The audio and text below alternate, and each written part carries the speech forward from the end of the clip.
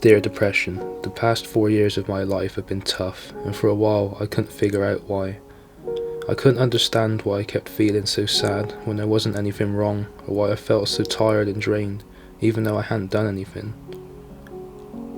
To the people around me, I seemed normal and fine, but the truth was I was fighting a war in my head every moment of every day against the dark, intrusive thoughts that were slowly eating away at me.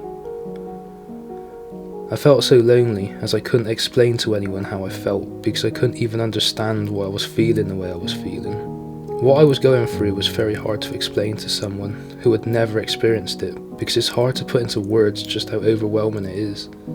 The only way I can describe it is like being trapped out in the middle of the ocean, desperately trying to keep your head above the surface, but after a while you start to get tired and it becomes harder and harder to stay afloat.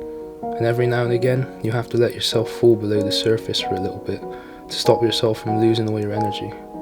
The problem is, when you let yourself slip below the surface, it can be hard to pull yourself back up because you end up isolating yourself from the people you care about, as you don't have the energy to even hold a conversation, which makes you feel even worse about yourself as you start to think you're a bad friend and a bad person, which makes you sink even further. Once I figured out it was you, depression, behind all this, I was able to understand things a lot better and figure out how to live my life productively with you still being there. Having you in my life has made me understand the importance of self-care and to appreciate my good days more when I have them. Despite these positives, make no mistake, you are not my ally, depression. This is merely a coexistence. You will always be a threat to my well-being, and I will always fight you back for as long as I live.